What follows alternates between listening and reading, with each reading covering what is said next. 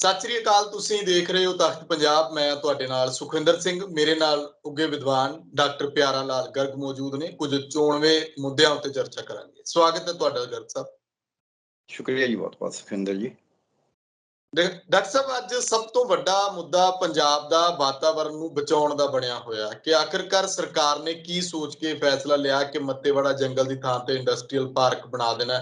ਹਾਲਾਂਕਿ ਕਿਹਾ ਜਾ ਰਿਹਾ ਹੈ ਕਿ ਸ਼ਾਇਦ ਮੁੱਖ ਮੰਤਰੀ ਭਗਵੰਤ ਮਾਨ ਹੋਰਾਂ ਨੇ ਇੱਕ ਮੀਟਿੰਗ ਸੱਦੀ ਹੋਈ ਹੈ, ਉਹਦੇ ਵਿੱਚ ਸਰਕਾਰ ਫੈਸਲਾ ਵਾਪਸ ਵੀ ਲੈ ਸਕਦੀ ਹੈ, ਜ਼ਮੀਨ ਦੀ ਤਬਦੀਲੀ ਵੀ ਹੋ ਸਕਦੀ ਹੈ। ਤੁਸੀਂ ਵੀ ਮੱਤੇਵਾੜਾ ਜੰਗਲ ਉਸ ਥਾਂ ਤੇ ਉਸ ਪ੍ਰਦਰਸ਼ਨ ਵਿੱਚ ਸ਼ਾਮਲ ਹੋ ਕੇ ਆਏ ਹੋ। ਸਵਾਲ ਫਿਰ ਉਹੀ ਉੱਠਦਾ। ਸੀਚੇਵਾਲ ਸਾਹਿਬ ਦਾ ਬਿਆਨ ਹੁਣ ਨਵਾਂ ਚੱਲ ਰਿਹਾ। ਉਹ ਕਹਿ ਰਹੇ ਨੇ ਕਿ ਸਾਨੂੰ ਰੁੱਖਾਂ ਦੀ ਪੁਕਾਰ ਸੁਣਨੀ ਚਾਹੀਦੀ ਹੈ, ਪਰ ਇਹ ਪੁਕਾਰ ਕਿਉਂ ਨਹੀਂ ਸੁਣੀ ਜਾ ਰਹੀ? ਕੀ ਇਹ ਪੁਕਾਰ ਦਿੱਲੀ ਤੱਕ ਜਾ ਕੇ ਸੁਣੀ ਜਾਣੀ ਹੈ? ਪੰਜਾਬ ਦੇ ਅੰਦਰ ਅੰਦਰ ਪੰਜਾਬ ਦੀ ਕੋਈ ਸੁਣਵਾਈ ਨਹੀਂ, ਪੰਜਾਬ ਦੇ ਰੁੱਖਾਂ ਦੀ ਕੋਈ ਸੁਣਵਾਈ ਨਹੀਂ। ਦੇਖੋ ਸੁਖਵਿੰਦਰ ਜੀ, ਜਿੱਥੋਂ ਤੱਕ ਸਵਾਲ ਹੈ ਪੰਜਾਬ ਦਾ, ਪੰਜਾਬ ਦੇ ਅੰਦਰ ਸੁਣਵਾਈ ਜੇ ਪੰਜਾਬ ਸਰਕਾਰ ਕਰਨਾ ਵੀ ਚਾਹੇ ਤਾਂ ਜਿਹੜੇ ਕੇਂਦਰ ਦੇ ਕਾਨੂੰਨ ਨੇ, ਜੰਗਲਾਂ ਦਾ ਕਾਨੂੰਨ ਕੇਂਦਰ ਨੇ ਚਿੱਠੀ ਕੱਢ ਰੱਖੀ ਹੈ ਪੰਜਾਬ ਨੂੰ ਕਿ ਜੋ ਅਸੀਂ ਫੈਸਲਾ ਕਰ ਦਾਂਗੇ ਉਹ ਤੁਸੀਂ ਬਦਲਾ ਨਹੀਂ ਸਕਦੇ। ਮੰਨ ਲਓ ਪੰਜਾਬ ਸਰਕਾਰ ਕਹਿੰਦੀ ਅਸੀਂ ਨਹੀਂ ਕਰਦੇ, ਉਹ ਕਹਿਣਗੇ ਅਸੀਂ ਕਰਤਾ, ਅਸੀਂ ਦੇਤਾ ਨੂਰਪੁਰ ਬੇਦੀ ਦਾ ਜੰਗਲ। ਜੇ ਉਹ ਕਹਦੇ ਸਰਕਾਰ ਵੀ ਅਸੀਂ ਦੇਤਾ ਇਹਨੂੰ ਬਾਨੀ ਨੂੰ ਜਾਂ ਡਾਨੀ ਨੂੰ, ਤੇ ਤੁਸੀਂ ਕੋਈ ਹੁਸ਼ਿਆਰਪੁਰ ਦਾ ਕਹਿ ਦੇਣਾ, ਢੋਲਵਾਹੇ ਦਾ ਕਹਿ ਦੇਣਾ, ਧਾਰ ਬਲਾਕ ਦੇ ਵਿੱਚ ਕਹਿ ਦੇਣਾ, ਨਰੋਟ ਚ ਕਹਿ ਦੇਣ, ਦਨੇਰੇ ਚ ਕਹਿ ਦੇਣ ਵੀ ਜੰਗਲ ਦੇਤਾ, ਕੋਈ ਉਹਨੂੰ ਕੁਛ ਨਹੀਂ ਕਹਿ ਸਕਦਾ। ਜੋ ਉਹ ਕਹਿ ਦੇਣ ਵੀ ਅਸੀਂ ਆਹ ਦੇਤਾ। ਸਾਰੇ ਖੈਰ ਦੇ ਦਰਖਤ ਨੇ ਜਿਹੜੇ ਪੁਰਾਣੇ ਠੇਕੇਦਾਰ ਨੂੰ ਦਿੱਤੇ।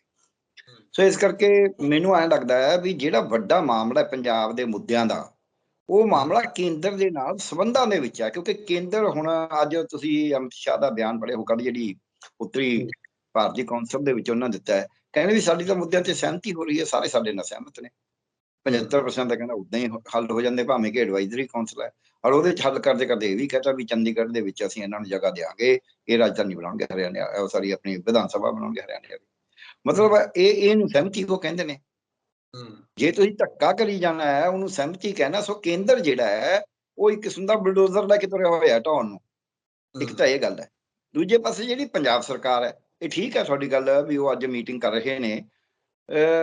ਇਹ ਮੀਟਿੰਗ ਅੱਜ ਕਿਉਂ ਕਰਨੀ ਪਈ? ਇਹ ਮੀਟਿੰਗ ਪਹਿਲਾਂ ਕਿਉਂ ਨਾ ਕਰੀ? ਇਹਨਾਂ ਨੇ, ਭਗਵੰਤ ਮਾਨ ਜੀ ਨੇ ਆਪ ਹੀ ਕਿਹਾ ਸੀ ਨਾ ਵੀ ਅਸੀਂ ਇਹ ਜੰਗਲ ਨਹੀਂ ਉਜੜਨ ਦੇਣਾ। ਤੇ ਫਿਰ ਆਪਦੀ ਸਰਕਾਰ ਆਉਣ ਸਾਰ ਪਹਿਲਾ ਕੰਮ ਇਹਨਾਂ ਦਾ ਬਣਦਾ ਸੀ ਕਿ ਜਿਹੜਾ ਮੱਤੇਵਾਲ ਤੇ ਕੰਮ ਹੋ ਚੁੱਕਿਆ ਉਹਨੂੰ ਪਹਿਲਾਂ ਹੀ ਉੱਥੇ ਹੀ ਠੰਡੇ ਬਸਤੇ ਪਾ ਦਿਓ। ਉਸ ਤੋਂ ਬਾਅਦ ਉਹਦੇ ਉੱਤੇ ਤਕਨੀਕੀ ਕਾਨੂੰਨੀ ਵਿਚਾਰ ਕਰੋ ਵੀ ਕੀ ਆਪਾਂ ਇਸ ਨੂੰ ਖਤਮ ਕਰ ਸਕਦੇ ਹਾਂ ਪਹਿਲੀ ਵਾਰ, ਪਹਿਲੇ ਹਿੱਲੇ। ਠੰਡੇ ਬਸਤੇ ਪਹੁੰਚੇ ਤਾਂ ਕਿਤੋਂ ਪੁੱਛਣ ਦੀ ਲੋੜ ਹੀ ਨਹੀਂ ਵੀ ਅਜੇ ਇਹ ਤੇ ਰੋਕ ਲਗਾਤੀ ਕੰਮ ਤੇ। ਉਹ ਤਾਂ ਕੋਈ ਕਿਤੋਂ ਨਹੀਂ ਪੁੱਛਣਾ ਸੀ, ਪਹਿਲਾ ਕੰਮ ਕਰਤਾ। ਦੂਜਾ ਕਦਮ ਕੀ ਸੀ? ਮੀਟਿੰਗ ਬੁਲਾਓ ਪ੍ਰਸ਼ਾਸਨਿਕ ਅਧਿਕਾਰੀਆਂ ਦੀ, ਹੋਰਾਂ ਦੀ, ਜੰਗਲਾਤ ਵਾਲਿਆਂ ਦੀ, ਵੀ ਭਾਈ ਆਪਾਂ ਇਹਨੂੰ ਰੱਦ ਕਰ ਸਕਦੇ ਹਾਂ ਜਿਹੜਾ ਕੁਝ ਹੋ ਚੁੱਕਿਆ ਪਹਿਲਾਂ। ਕਾਨੂੰਨੀ ਦੇਖ ਲਓ ਸਾਰੇ ਪੱਖ, ਉਹਨੂੰ ਇੱਕ ਵਾਰੀ ਰੱਦ ਕਰ ਦਿਓ। ਉਹਦੇ ਚ ਰੱਖ ਲਓ ਵੀ ਇਹਨੂੰ ਹੁਣ ਅਸੀਂ ਸਾਰੇ ਕਿਸਮ ਦੇ ਜਿਹੜੇ ਮਾਹਰ ਨੇ, ਵਿੱਚ ਹੀ ਲੋਕ ਨੁਮਾਇੰਦੇ, ਵਿੱਚ ਹੀ ਵਿਰੋਧੀ ਪਾਰਟੀਆਂ, ਸਾਰੀਆਂ ਨਾਲ ਮਿਲ ਕੇ ਰਾਏ ਕਰਕੇ ਜੋ ਵੀ ਫੈਸਲਾ ਕਰਨਾ ਉਹ ਕਰਾਂਗੇ। ਜੇ ਵੱਧ ਤੋਂ ਵੱਧ ਤੁਸੀਂ ਫੈਸਲਾ ਵੀ ਕਰਨਾ ਹੈ ਤੁਸੀਂ ਲੋਕਾਂ ਦੀ ਰਾਏ ਨਾਲ, ਉਹ ਤਾਂ ਇਹਨਾਂ ਨੇ ਕਰਿਆ ਨਹੀਂ। ਕਿਉਂਕਿ ਇਹ ਮੇਨੋ ਮੇਨੀ ਹੋਣ ਜਾਣਦੇ ਨੇ, ਚਾਹੇ ਰਾਜ ਕਰਦੀ ਪਾਰਟੀ ਹੈ ਚਾਹੇ ਦੂਜੀਆਂ ਪਾਰਟੀਆਂ ਨੇ। ਅੱਜ ਮੈਂ ਉੱਥੇ ਇਕੱਠ ਚ ਦੇਖਿਆ, ਉੱਥੇ ਰਾਜਾ ਵੜਿੰਗ ਵੀ ਪਹੁੰਚਿਆ ਹੋਇਆ, ਉੱਥੇ ਸੁਖਪਾਲ ਖਹਿਰਾ ਜੀ ਵੀ ਪਹੁੰਚੇ ਹੋਏ ਨੇ। ਉਹਨਾਂ ਨੂੰ ਪੁੱਛੋ ਵੀ ਤੁਹਾਡੀ ਸਰਕਾਰ ਨੇ ਤਾਂ ਦਿੱਤਾ ਸੀਗਾ, ਤੁਸੀਂ ਸਰਕਾਰ ਦੇ ਵਿੱਚ ਸੀਗੇ ਤੇ ਤੁਸੀਂ ਤਾਂ ਉਹਦੇ ਬੋਲੀ ਨਹੀਂ, ਉਹਦੇ ਬੋਲਦੇ ਨਾ। ਤੇ ਅੱਜ ਮਾਨ ਸਾਹਿਬ ਵੀ ਉੱਥੇ ਪਹੁੰਚੇ ਹੋਏ ਸੀ।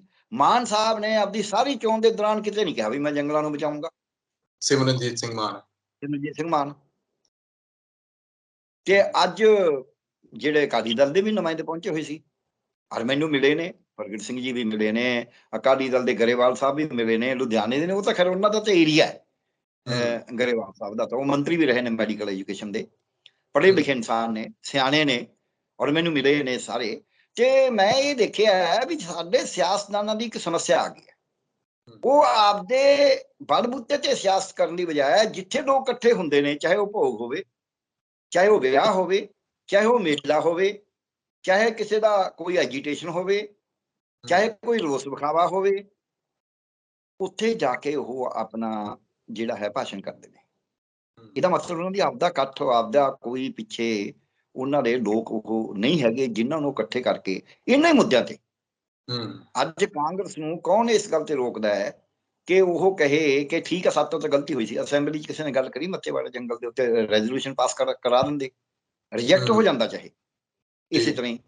ਜਿਹੜੀ ਸੀ ਅਕਾਲੀ ਦਲ, ਉਹ ਤਾਂ ਨਾ ਪਹਿਲੇ ਚ ਜ਼ਿੰਮੇਵਾਰ ਉਸ ਤਰੀਕੇ ਨਾਲ ਉਨੀ, ਹਾਲਾਂਕਿ ਜ਼ਿੰਮੇਵਾਰ ਤਾਂ ਉਹ ਵੀ ਹੈ।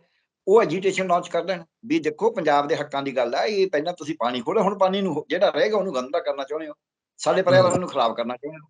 ਅਕਾਲੀ ਦਲ ਕੋਲ ਤਾਕਤ ਵੀ ਹੈਗੀ ਹੈ, ਪਰ ਉਹ ਮੋਰਚਾ ਲਾਉਣ ਨੂੰ ਤਿਆਰ ਨਹੀਂ ਇਸ ਤੇ, ਨਹੀਂ ਕਿਉਂਕਿ ਮੈਂ ਜਦੋਂ ਮੋਰਚਾ ਲਾਉਂਦਾ। ਹਾਂਜੀ ਜੋੜਦੇ ਵੀਰ ਬਾਦਲ ਹੋਣਾ ਨੇ ਪ੍ਰੈਸ ਕਾਨਫਰੰਸ ਕੀਤੀ ਹੈ, ਉਹਨਾਂ ਨੇ ਕਿਹਾ ਕਿ ਅਸੀਂ ਇਹਦੇ ਬਾਰੇ ਪ੍ਰਧਾਨ ਮੰਤਰੀ ਸਾਹਿਬ, ਗ੍ਰਹਿ ਮੰਤਰੀ ਸਾਹਿਬ ਨੂੰ ਵੀ ਮਿਲਾਂਗੇ, ਕੋਈ ਵੀ ਕੁਰਬਾਨੀ ਦੇਣੀ ਪਏ ਪੰਜਾਬ ਦੇ ਮੁੱਦਿਆਂ ਨੂੰ ਲੈ ਕੇ, ਮਤਲਬ ਕਿ ਉਹਦੇ ਵਿੱਚ ਮੱਤੇਵਾੜਾ ਵੀ ਆਉਂਦਾ, ਉਹਦੇ ਵਿੱਚ ਜਿਹੜਾ ਹਰਿਆਣੇ ਨੂੰ ਪੰਜਾਬ ਦੀ ਚੰਡੀਗੜ੍ਹ ਦੇ ਵਿੱਚੋਂ ਜ਼ਮੀਨ ਦੇਣੀ ਹੈ ਵਿਧਾਨ ਸਭਾ ਲਈ, ਉਹ ਵੀ ਆਉਂਦਾ। ਉਹ ਕਹਿੰਦੇ ਕਿ ਅਸੀਂ ਪੰਜਾਬ ਲਈ ਕੁਰਬਾਨੀ ਦੇਵਾਂਗੇ। ਦੇਖੋ ਮੈਨੂੰ ਪਤਾ ਇਹ ਗੱਲ ਮੈਂ ਸੁਣੀ ਹੈ, ਉਹ ਕਹਿੰਦੇ ਨੇ ਅਸੀਂ ਦੇਵਾਂਗੇ, ਕਿੱਦਾਂ ਦਿੱਤੀ ਹੈ? ਉਹ ਤਾਂ ਖੇਤੀ ਬਿੱਲਾਂ ਨੂੰ ਤਾਂ ਜਸਟੀਫਾਈ ਕਰਦੇ ਰਹੇ ਨੇ। ਜੇ ਕੁਰਬਾਨੀ ਦੇਣ ਦੀ ਗੱਲ ਜਿਹੜੇ ਸੁਖਬੀਰ ਬਾਦਲ ਜੀ ਅੱਜ ਕਹਿੰਦੇ ਨੇ, ਔਰ ਉਹਨਾਂ ਕੋਲ ਚੰਗੇ ਤਕੜੇ ਲੀਡਰ ਹੈਗੇ ਨੇ, ਇਹ ਨਹੀਂ ਮੈਂ ਕਹਿੰਦਾ ਵੀ ਉਹਨਾਂ ਕੋਲ ਲੀਡਰ ਨਹੀਂ, ਉਹਨਾਂ ਦੀ ਪਹੁੰਚ ਹੈਗੀ ਹੈ।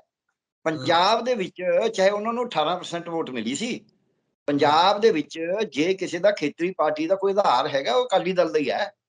ਕੱਲੀਆਂ ਵੋਟਾਂ ਨਾਲ ਨਹੀਂ ਆਧਾਰ ਗਿਣਿਆ ਜਾਂਦਾ, ਲੋਕਾਂ ਉਹਨਾਂ ਦਾ ਆਪਦਾ ਥੱਲੇ ਕੈਡਰ, ਉਹ ਤਾਂ ਦਲ ਪੰਜਾਬ ਦੀਆਂ ਮੰਗਾਂ ਤੇ ਸੱਚੀ ਮੁੱਚੀ ਤੁਰ ਪੂਗਾ।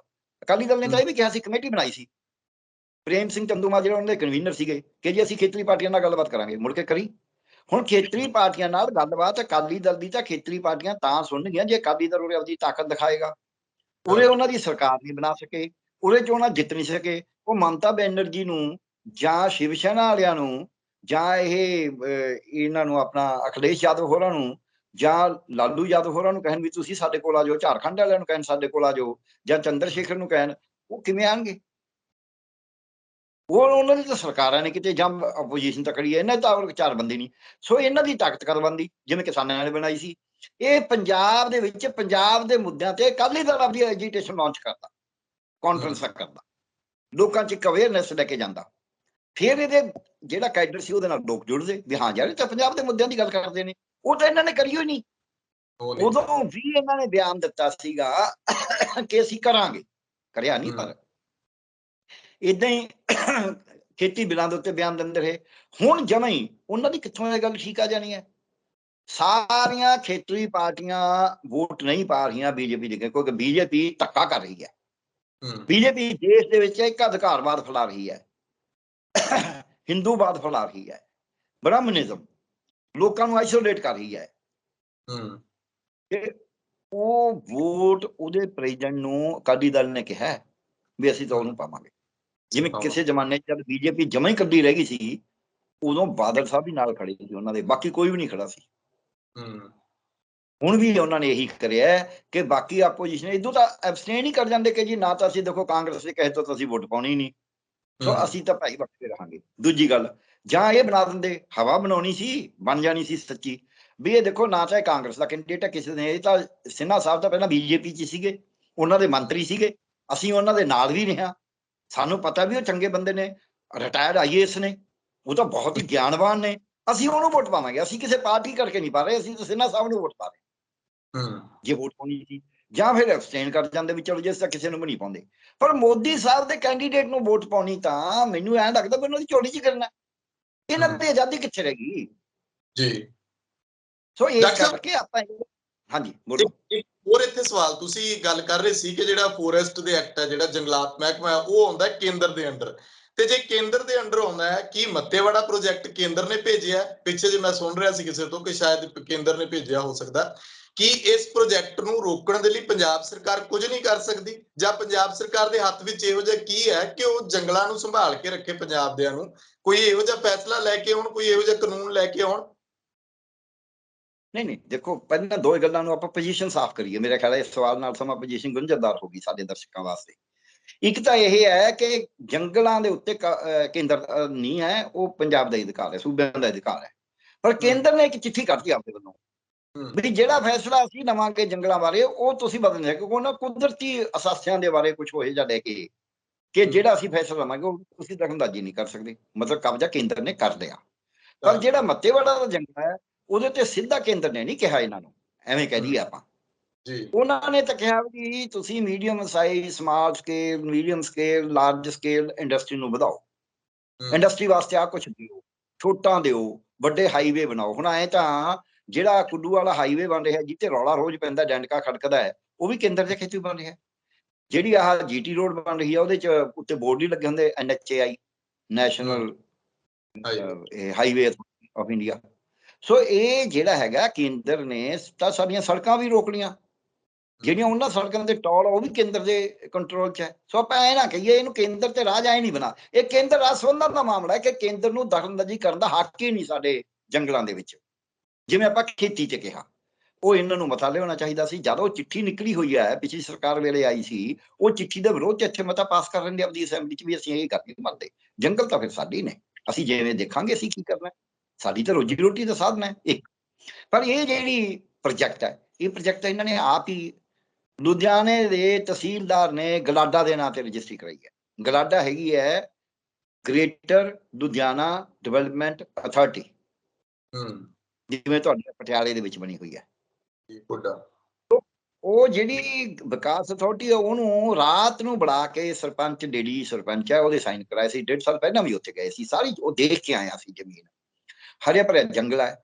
ਹੁਣ ਉਹ 1000 ਏਕੜ ਜ਼ਮੀਨ ਜਿਹੜੀ ਇਹਨਾਂ ਨੇ ਉਹਦੇ ਉੱਤੇ ਇੰਡਸਟਰੀ ਬਣਾਉਣੀ ਹੈ। ਜਿਹੜਾ ਭਗਵੰਤ ਮਾਨ ਦਾ ਜਿਹੜਾ ਹੁਣ ਕਹਿੰਦਾ ਹੈ, ਪਹਿਲਾਂ ਆਪਾਂ 2-3 ਗੱਲਾਂ ਬੇਸਿਕ ਦੇਖੀਏ। ਉਹ ਲੋਕਾਂ ਨੂੰ ਵੀ ਐਂ ਲੱਗਦਾ ਵੀ ਸਾਡਾ ਸਤਲੁਜ ਦਾ ਪਾਣੀ ਖਰਾਬ ਹੋ ਜੂ। ਬਹੁਤੇ ਲੋਕ ਇਹ ਕਹਿੰਦੇ ਨੇ ਜੀ ਪਾਣੀ ਖਰਾਬ ਹੋ ਜੂ ਸਤਲੁਜ ਦਾ।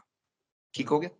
ਜਿਹੜੇ ਕਹਿੰਦੇ ਨੇ ਵੀ ਚੰਗਾ ਜੇ, ਫਿਰ ਭਗਵੰਤ ਮਾਨ ਜੀ ਨੇ ਕਹਿੰਦਾ ਅਸੀਂ ਪਾਣੀ ਸਤਲੁਜ 'ਚ ਨਹੀਂ ਪੈਣ ਦਿਆਂਗੇ, ਜੋ ਮਰਜ਼ੀ ਹੋ ਜੇ ਪਾਣੀ ਸਤਲੁਜ 'ਚ ਨਹੀਂ ਪਏਗਾ ਇੰਡਸਟਰੀ ਦਾ। ਤਾਂ ਫਿਰ ਜਵਾਬ ਦੇਤਾ ਨਾ ਉਹਨਾਂ ਨੇ। ਫਿਰ ਲੋਕਾਂ ਨੇ ਸਵਾਲ ਰੇਜ਼ ਕਰਿਆ, ਖੜਾ ਕਰਤਾ ਵੀ ਤੁਸੀਂ ਫਿਰ ਧਰਤੀ 'ਚ ਪਾਓਗੇ, ਫਿਰ ਉਹ ਵੀ ਪਾਣੀ ਖਰਾਬ ਹੋ ਜੂ। ਮੰਨ ਲਓ ਉਹਦਾ ਵੀ ਜਵਾਬ ਦੇ ਦਿੰਦੇ ਨੇ, ਫਿਰ ਆਪਾਂ ਕਹਿ ਦਾਂਗੇ ਵੀ ਜੰਗਲ ਖਤਮ ਕਰ ਦੋ। ਅਗਲੀ ਗੱਲ, ਮੰਨ ਲਓ ਇਸ ਗੱਲ ਦਾ ਜਵਾਬ ਦੇ ਦਿੰਦੇ ਨੇ ਵੀ ਤੁਹਾਡੇ ਲੋਕਲ ਬੰਦਿਆਂ ਨੂੰ ਉੱਥੇ ਰੁਜ਼ਗਾਰ ਅਸੀਂ ਰਿਜ਼ਰਵ ਕਰ ਦਿੰਦੇ, ਤੁਹਾਨੂੰ ਜ਼ਮੀਨ ਮੁਤਬਾਦਲ ਦੇ ਦਿੰਦੇ ਆ, ਕਿਤੇ ਹੋਰ ਜ਼ਮੀਨ ਦੇ ਦਿੰਦੇ ਆ ਜਿਨ੍ਹਾਂ ਨੇ ਜ਼ਮੀਨ ਤੋਂ ਉੱਤੇ, ਹਾਲਾਂਕਿ ਉਹ ਜ਼ਮੀਨ ਉਹਨਾਂ ਦੇ ਨਾਂ ਤੇ ਨਹੀਂ ਸੀ, ਜਿਹੜੇ ਉੱਤੇ 2-2 ਏਕੜ ਲਈ ਬੈਠੇ ਨੇ। ਜ਼ਮੀਨ ਤਾਂ ਕੁਝ ਸਰਕਾਰ ਦੀ ਆ, ਕੁਝ ਪੰਚਾਇਤ ਦੀ ਹੈ, ਪਰ ਉਹਨਾਂ ਨੂੰ ਕਹਿਣ ਵੀ ਅਸੀਂ ਤੁਹਾਨੂੰ ਵੱਖਰੀ ਜ਼ਮੀਨ ਦੇ ਦਿੰਦੇ ਆ। ਠੀਕ ਹੈ, ਮੰਨ ਲਓ। ਫਿਰ ਜੰਗਲ ਕੱਟ ਦਿੰਦਾ। ਮੇਰੇ ਵੱਡੇ ਸਵਾਲ ਨੇ ਕਿ ਇਹ ਜੰਗਲ ਜਿਹੜਾ ਹੈ, ਇਹ ਜੰਗਲ ਦੇ ਤੌਰ ਤੇ ਸਾਡੀ ਲੋੜ ਹੈ, ਜਾਂ ਇਹ ਰੁਜ਼ਗਾਰ ਦੇ ਵਾਸਤੇ, ਇਹ ਪਾਣੀ ਨਾ ਪਵੇ ਇਸ ਦਾ ਸਾਡਾ ਮਸਲਾ ਹੈ, ਜਾਂ ਜਿਹੜੇ ਉੱਥੇ ਲੱਗੇ ਨੇ ਉਹਨਾਂ ਨੂੰ ਜ਼ਮੀਨ ਕਿਤੇ ਹੋਰ ਮੇ ਵੀ ਇਹ ਮਸਲਾ ਹੈ। ਮਸਲਾ ਕੀ ਹੈ? ਇਹਨੂੰ ਇਹ ਜਿਹੜੀ ਕਮੇਟੀ ਵੀ ਬਣੀ ਹੋਈ ਹੈ ਉਹਦੇ 'ਚ ਵੀ ਅਜੇ ਜੋ ਮੈਂ ਦੇਖਦਾ ਉਸ ਲੈਵਲ ਦੀ ਜਿਹੜੀ ਲੋੜ ਹੈ ਉਸ ਲੈਵਲ ਤੇ ਨਹੀਂ, ਕਿਉਂਕਿ ਹਰੇਕ ਬੰਦਾ ਆਪਦੀ ਹੰਨੇ ਦੀ ਮਤਲਬ ਉੱਥੇ ਹੈਗੀ ਹੈ। ਹਰੇਕ ਬੰਦਾ ਆਪਦੀ ਮਦਦ ਕਰਨ ਦੀ ਗੱਲ ਕਰਦਾ। ਉੱਥੇ ਤਾਂ ਹੁਣ ਕੁਝ ਬੰਦੇ ਤਾਂ ਉਹ ਸੀਗੇ ਜਿਹੜੇ ਵੀ ਜੀਤ ਸਿੱਧੂ ਦੇ ਨਾਅਰੇ ਲਾਉਣ ਵਾਲੇ, ਦੂਜੇ ਮਤਲਬ ਉੱਥੇ ਕਈ ਤਰ੍ਹਾਂ ਦਾ ਹੈਗਾ ਸੀ ਜਿਹੜਾ ਮਾਹੌਲ ਸੀ, ਪਰ ਫਿਰ ਵੀ ਉਹ ਸਟੇਜ ਬੜੀ ਵਧੀਆ ਤਿੱਦੀ, ਬੜੇ ਵਧੀਆ ਤਰੀਕੇ ਨਾਲ ਕੰਮ ਕਰਿਆ ਉਹਨਾਂ ਨੇ, ਬੜਾ ਠਰਮਾ ਰੱਖਿਆ। ਕੋਈ ਐ ਨਹੀਂ ਵੀ ਨਹੀਂ ਤਾਂ ਫਿਰ ਹੁੰਦਾ। ਜਿਹੜਾ ਵੀ ਉਹਨਾਂ ਦੀ ਸਟੇਜ ਦੇ ਪ੍ਰਤੀ ਠੀਕ ਨਹੀਂ ਕਰ ਰਿਹਾ ਸੀ, ਉਹਨੂੰ ਉਹ ਬੇਨਤੀਆਂ ਹੀ ਕਰਦੇ ਸੀ, ਕਿਉਂਕਿ ਨਵੇਂ ਬੰਦੇ ਨੇ, ਨਵੇਂ ਬੰਦਿਆਂ ਤੋਂ ਇਹੋ ਜਿਹੀਆਂ ਵੀ ਉਹ ਕਿਵੇਂ ਸੋਚ ਸਕਦੇ ਵੀ ਲੋਕ ਆ ਕੇ ਐਂ ਵੀ ਕਰਨਗੇ। ਉਹਨਾਂ ਨੇ ਕਿਸੇ ਨੂੰ ਮਨਾ ਨਹੀਂ ਕਰਿਆ। ਪ੍ਰਗਟ ਸਿੰਘ ਜੀ ਉੱਥੇ ਗਏ ਨੇ ਤਾਂ ਉਹਨਾਂ ਨੇ ਤਾਂ ਕੋਈ ਨਹੀਂ, ਉਹਨਾਂ ਨੇ ਤਾਂ ਅੱਗੇ ਬਿਠਾਇਆ। ਮੈਂ ਵੀ ਅੱਗੇ ਬੈਠਾ ਸੀ, ਉੱਥੇ ਬਿਠਾਇਆ ਪ੍ਰਗਟ ਸਿੰਘ ਜੀ ਨੂੰ। ਗਰੇਵਾਲ ਸਾਹਿਬ ਗਏ ਨੇ, ਉੱਥੇ ਨੇ। ਰਾਜਾ ਵੜਿੰਗ ਗਏ ਨੇ, ਉੱਥੇ ਸੁਖਪਾਲ ਖਹਿਰਾ ਜੀ ਗਏ ਨੇ, ਉੱਥੇ ਧਰਮਵੀਰ ਗਾਂਧੀ ਜੀ ਗਏ ਨੇ, ਉਹ ਤਾਂ ਉਹਨਾਂ ਦੀ PAC ਦੇ ਮੈਂਬਰ ਹੀ ਨੇ, ਜਿਹੜੀ ਹੈਗੀ ਆ ਪਬਲਿਕ ਕਮੇਟੀ ਬਣਾਈ ਆ ਉਹਨਾਂ ਨੇ। ਸੋ ਇਹ ਜਿਹੜਾ ਆਪਣਾ ਸਮਝਣ ਦੀ ਇਹ ਲੋੜ ਹੈ ਕਿ ਜਿਹੜੇ ਉਹ ਚਲਾ ਰਹੇ ਨੇ ਉਹਨਾਂ ਦੀ ਤਾਂ ਕੋਸ਼ਿਸ਼ ਇਮਾਨਦਾਰੀ ਨਾਲ ਹੈ ਕਿ ਅਸੀਂ ਇਸ ਨੂੰ ਬਚਾਉਣਾ ਹੈ ਜੰਗਲ।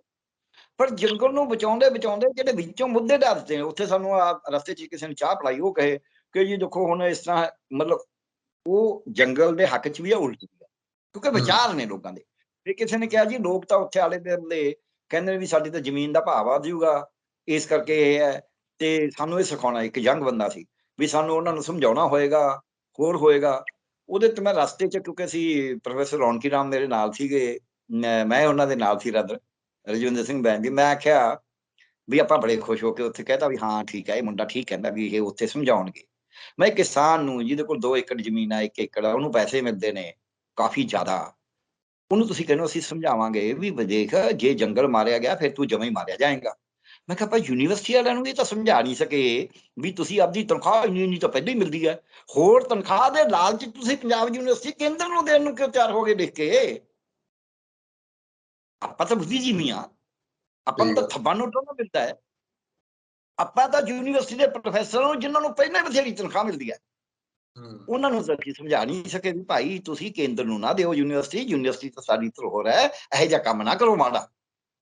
ਉਹ ਪੜ੍ਹੇ ਲਿਖੇ ਯੂਨੀਵਰਸਿਟੀ 'ਚ ਬੈਠੇ ਤਾਂ ਵੇਚਣ ਨੂੰ ਤਿਆਰ ਹੋ ਗਏ, ਕੇਂਦਰ ਨੂੰ ਕਹਿੰਦੇ ਤੁਸੀਂ ਲੈ ਲਓ, ਸਾਨੂੰ ਪੈਸੇ ਚਾਹੀਦੇ। ਤੇ ਇਹਨਾਂ ਲੋਕਾਂ ਨੂੰ ਤੁਸੀਂ ਕਹੋਗੇ ਆਪਣੀ ਜ਼ਮੀਨ ਜੇ ਤੁਹਾਡੇ 4 ਪੈਸੇ ਵੱਧ ਮਿਲਦੇ ਨੇ ਇਹ ਨਾ ਵੇਚੋ, ਤੁਸੀਂ ਮਾਰੇ ਜਾਓਗੇ।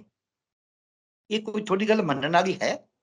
ਇਹ ਹਾਥੀ ਦੇ ਦੰਦ, ਹਾਂਜੀ ਮੈਂ ਜਿਹੜੀ ਇੱਕ ਮਿੰਟ ਪੂਰਾ ਕਰ, ਹਾਥੀ ਦੇ ਦੰਦ ਦਿਖਾਉਣ ਦੇ ਹੋਰ ਖਾਂ ਸਾਡਾ ਸਾਰਾ ਆਪਣੇ ਪੜ੍ਹਿਆ ਲਿਖਿਆ ਬੁੱਧੀਜੀਵੀ ਵਰਗ, ਮੈਂ ਇਸ ਗੱਲ ਤੋਂ ਮੈਂ ਪੈਰਲਲ ਰੱਖ ਰਹੀ ਹੈ।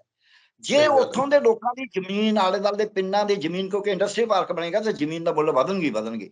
ਜੇ ਉਹਨਾਂ ਲੋਕਾਂ ਦੀ ਜ਼ਮੀਨ ਦਾ ਮੁੱਲ ਵੱਧਦਾ ਤੇ ਉਹ ਕਹਿੰਦੇ ਕੋਈ ਗੱਲ ਨਹੀਂ ਜੀ ਵੇਚ ਦਿਓ ਜ਼ਮੀਨ ਸਾਡੀ, ਤਾਂ ਅਸੀਂ ਤਾਂ ਆਪਦੀ ਵੇਚ ਕੇ ਅਸੀਂ ਤਾਂ ਕਿਤੇ ਹੋਰ ਲੈ ਲਾਂਗੇ, ਉਹਨਾਂ ਦਾ ਭਾਅ ਵੱਧਦਾ। ਅਸੀਂ ਕਹਿੰਦੇ ਅਸੀਂ ਉਹਨਾਂ ਨੂੰ ਸਮਝਾਵਾਂਗੇ ਵੀ ਨਾ ਭਾਈ ਏਡੇ ਲਾਲਚ 'ਚ ਨਾ ਪਾਓ, ਇਹ ਕੱਚਾ ਲਾਲਚ ਹੈ, ਜੇ ਜੰਗਲ ਖਤਮ ਹੋ ਗਏ ਪੰਜਾਬ ਖਤਮ ਹੋ ਜਾਊਗਾ।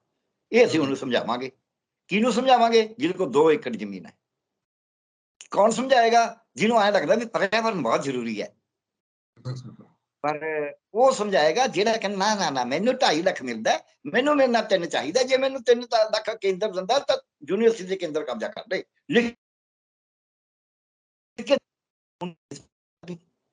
ਮੈਂ ਇਹ ਜਿਹੜਾ ਮੇਰਾ ਵੱਡਾ ਸਵਾਲ ਹੈ ਬੁੱਧੀਜੀਵੀਆਂ ਤੇ, ਕਿ ਤੁਸੀਂ ਕਿੰਨੇ ਤੁਸੀਂ ਤਾਂ ਕੰਮ ਤਾਂ ਤੁਸੀਂ ਆਪਦੇ ਬਾਰੇ ਤਾਂ ਚੁੰਡੀ ਨਹੀਂ ਵਡਾਉਣ ਨੂੰ ਤਿਆਰ, ਜਾ ਕੇ ਭਾਸ਼ਣ ਕਰ ਦੇਣਾ, ਗੱਡੀ ਚੱਕ ਕੇ ਵੱਡੀ ਤੁਰ ਜਾਣਾ, ਪਹੁੰਚ ਜਾਣਾ ਲੋਕਾਂ 'ਚ, ਇਹ ਕੋਈ ਔਖਾ ਕੰਮ ਨਹੀਂ। ਇੰਨਾ ਤਿਆਗ ਹੈਗਾ ਉਹਨਾਂ 'ਚ, ਕਰ ਵੀ ਲੈਂਦੇ ਨੇ। ਪਰ ਮੈਂ ਇਹ ਪੁੱਛਦਾ ਵੀ ਜਦੋਂ ਮੁੱਦੇ ਤੇ ਗੱਲ ਆਉਂਦੀ ਹੈ ਉਦੋਂ ਤੁਸੀਂ ਕੀ ਕਰਦੇ ਹੋ? ਇਹ ਮੇਰਾ ਸਵਾਲ ਸੀਗਾ। ਇਸ ਕਰਕੇ ਮੈਂ ਕਹਾਂਗਾ ਕਿ ਜੰਗਲ ਬਚਾਉਣਾ ਜ਼ਿਆਦਾ ਜ਼ਰੂਰੀ ਹੈ।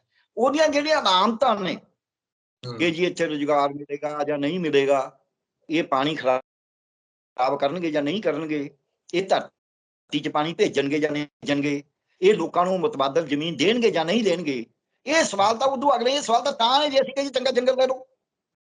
ਜਿੰਨਾ ਚਿਰ ਅਸੀਂ ਕਹਿੰਦੇ ਆ ਕਿ ਜੰਗਲ ਜ਼ਰੂਰੀ ਹੈ, ਕਿਉਂ ਜ਼ਰੂਰੀ ਹੈ, ਮੈਂ ਇਹ ਗੱਲ ਦੱਸਣੀ ਚਾਹੁੰਦਾ 2 ਲਾਈਨਾਂ 'ਚ। ਇਹ ਪੂਰੀ ਇੱਕ ਪਰਿਆਵਰਣੀ ਪ੍ਰਣਾਲੀ ਹੈ, ਚੇਨ ਹੈ। ਜਿਵੇਂ ਆਪਾਂ ਜੇ ਕਿਸੇ ਇਕੱਠ 'ਚ ਜਾਈਏ, ਭੀੜਾ ਥਾਂ ਹੋਵੇ, ਉੱਥੋਂ ਦੀ ਕੋਈ ਲੰਘਦੇ ਹੋਣ ਲੋਕ ਪੁਲ ਤੋਂ, ਜੇ ਇੱਕ ਮਾੜਾ ਜਿਹਾ ਧੱਕਾ ਮਾਰੇ ਫਿਰ ਗਾਹਾਂ ਦੀ ਗਾਹਾਂ ਗਿਰ ਜਾਂਦੇ ਨੇ, ਸਾਰੇ ਗਿਰਦੇ ਨੇ ਕਿ ਨਹੀਂ? ਇੱਟਾਂ ਦਾ ਚੱਠਾ ਲੱਗਿਆ ਹੁੰਦਾ, ਇੱਕ ਇੱਟ ਹਿੱਲ ਜੇ, ਸਾਈਕਲ ਅੱਗੇ ਖੜੇ ਹੁੰਦੇ ਆ, ਤੁਹਾਡੇ ਜਨਤਾ ਸਾਈਕਲ ਸਟੈਂਡ ਹੁੰਦਾ, ਸਾਈਕਲ ਖੜੇ ਨੇ, ਇੱਕ ਸਾਈਕਲ ਗਿਰ ਜੇ ਨਾ, ਉਠਾ ਗਾਹਾਂ ਦੀ ਗਾਹਾਂ ਗਿਰੀ ਜਾਂਦੇ ਨੇ।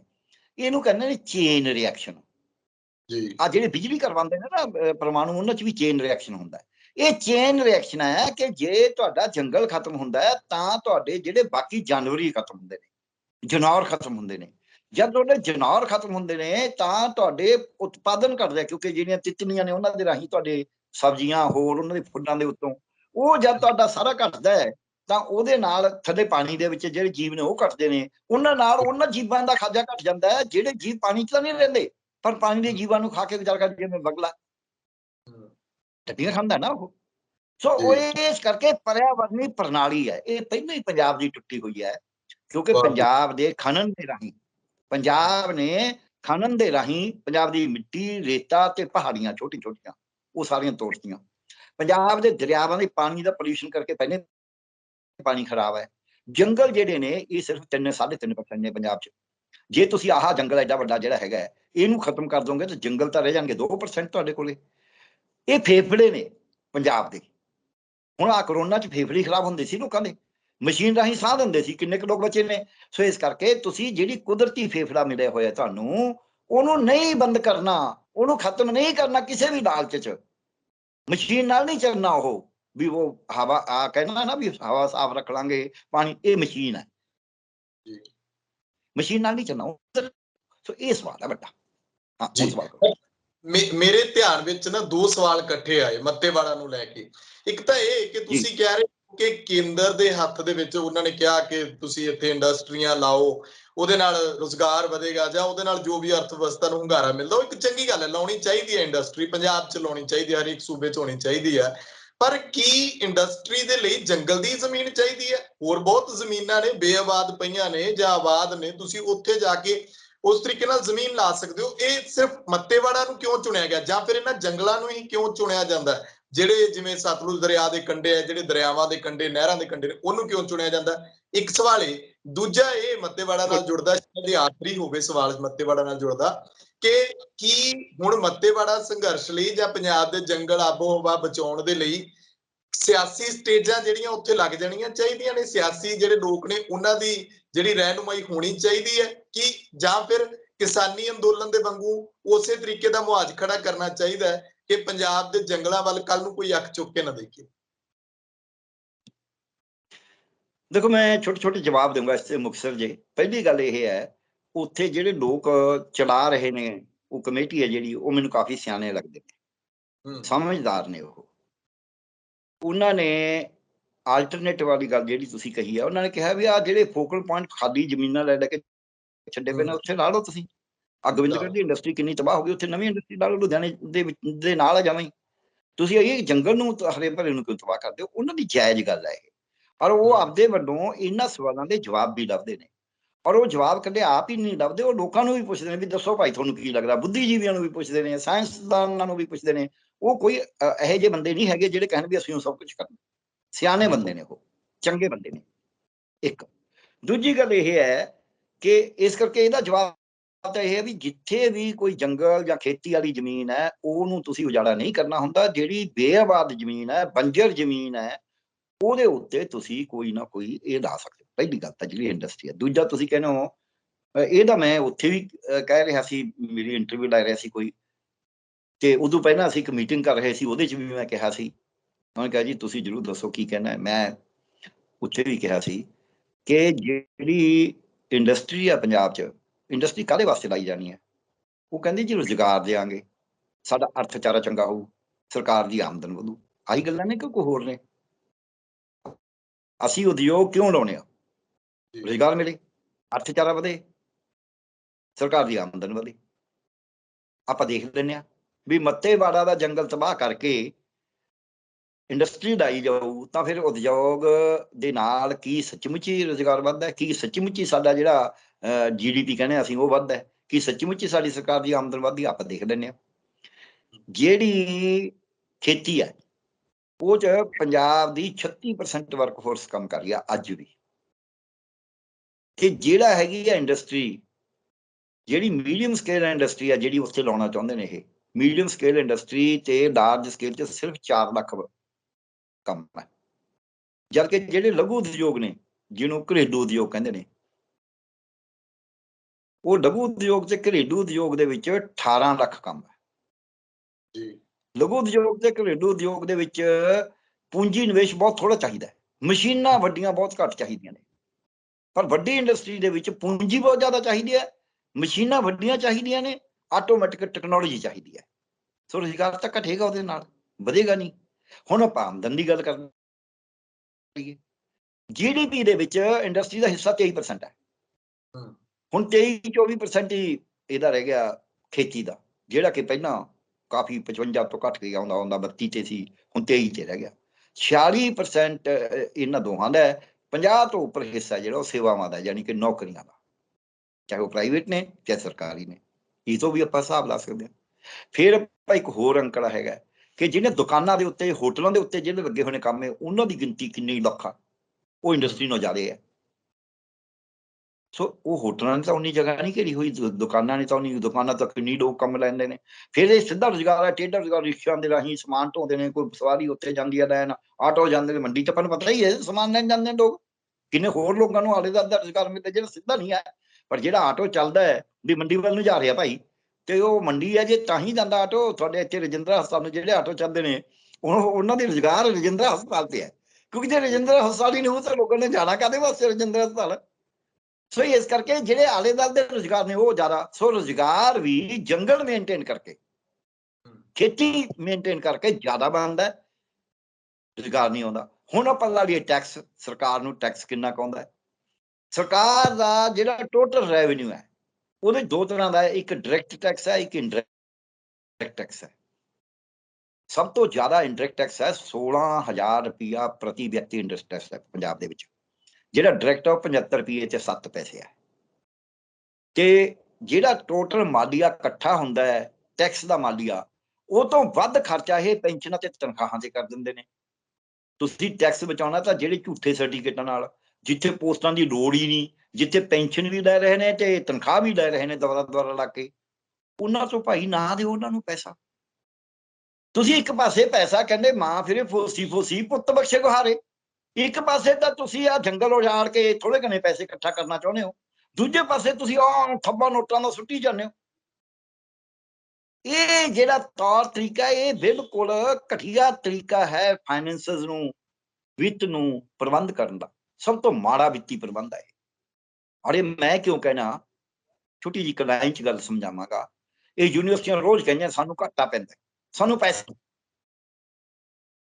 ਦੇ, ਇਹਨਾਂ ਦਾ ਕੰਮ ਨਹੀਂ ਚੱਲਦਾ। ਤੁਹਾਡੇ ਪੰਜਾਬੀ ਯੂਨੀਵਰਸਿਟੀ 200 ਕਰੋੜ ਦੇ ਰਹੇ ਨੇ, ਕਹਿੰਦੇ ਅਜੇ ਤਾਂ ਬਹੁਤ ਥੋੜੇ, ਸਾਨੂੰ ਬੱਚਿਆਂ ਤੋਂ ਪੈਸਾ ਬੜਾ ਲੈਂਦੇ ਨੇ। ਇਹ ਕਰਦੇ ਕੀ ਨੇ? ਮੈਂ ਯੂਨੀਵਰਸਿਟੀ ਦਾ ਰਜਿਸਟਰ ਹਾਂ, ਇਸ ਕਰਕੇ ਮੈਂ ਕਹਿ ਸਕਦਾ।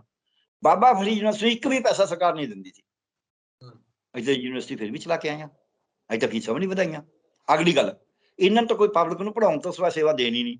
ਅਸੀਂ ਮੈਡੀਕਲ ਕਾਲਜ ਦਾ 500 ਬੈੱਡ ਦਾ ਹਸਪਤਾਲ ਵੀ ਚਲਾਉਂਦੇ ਸੀ। ਜਿੱਦਾਂ ਮੈਂ ਗਿਆ ਉੱਥੇ 200 ਮਰੀਜ਼ ਆਉਂਦਾ ਸੀ, ਔਰ ਜਿੱਦਾਂ ਮੈਂ ਛੱਡ ਕੇ ਆਇਆ ਉੱਥੇ 1100 ਆਉਣ ਲੱਗਾ ਸੀ। 1100 ਮਰੀਜ਼ਾਂ ਨੂੰ ਤਾਂ ਇਲਾਜ ਹੁੰਦਾ ਹੀ ਹੈ ਨਾ ਉੱਥੇ। ਕੈਂਸਰ ਦਾ ਇਲਾਜ ਜਿਹੜੀ ਟ੍ਰੇਨ ਜਾਂਦੀ ਸੀ, ਆਹੀ ਜਿਹੜਾ ਮੱਤੇ ਵਾਲਾ ਜੰਗਲ ਨਾਲ ਗੱਲ ਜੁੜੀ ਹੈ, ਅੱਜ ਉੱਥੇ ਹੋ ਵੀ ਰਹੀ ਸੀ ਵੀ ਫਿਰ ਲੁਧਿਆਣੇ ਤੋਂ ਕੈਂਸਰ ਟ੍ਰੇਨ ਜਾਇਆ ਕਰੂਗੀ, ਜਿਹੜੀ ਪਹਿਲਾਂ ਬਠਿੰਡੇ ਜਾ। ਉਹ ਕੈਂਸਰ ਟ੍ਰੇਨ ਐਕਚੁਅਲੀ ਬੰਦ ਹੋ ਚੁੱਕੀ ਆਲਮੋਸਟ, ਕਿਉਂਕਿ ਫਰੀਦਕੋਟ ਦੇ ਵਿੱਚ ਉਹਦਾ ਇਲਾਜ ਸ਼ੁਰੂ ਹੋ ਗਿਆ, ਕੇਂਦਰ ਤੋਂ ਪੈਸਾ ਮਨਜ਼ੂਰ ਕਰਾ ਕੇ ਲਵਾ ਕੇ। ਐ ਨਹੀਂ ਹੈ ਕਿ ਤੁਸੀਂ ਚਲਾਉਣਾ ਹੋਵੇ ਤਾਂ ਐ ਥੋੜਾ ਵੀ ਪੈਸੇ ਉਹੀ ਐ ਤਾਂ ਫਿਰ ਤੁਸੀਂ ਜਿੰਨੇ ਮਰਜ਼ੀ ਪੈਸੇ ਸੁੱਟੀ ਜਾਓ, ਫਿਰ ਕਿਹੜਾ ਚੱਲ ਪਊਗਾ। ਜਦ ਤੁਸੀਂ ਪੈਸਾ ਖਰਾਬ ਹੀ ਕਰਨਾ ਹੈ ਫਿਰ ਤਾਂ ਪੈਸਾ ਚੱਲਣਾ ਹੀ ਨਹੀਂ। ਉਹ ਸੁਣੀ ਹੋ ਤੁਸੀਂ ਕਹਾਣੀ ਮੱਝ ਦਾ ਘਿਓ ਪਾਉਣ ਵਾਲੀ ਤੇ ਬੱਕਰੀ ਦਾ ਘਿਓ ਪਾਉਣ ਵਾਲੀ।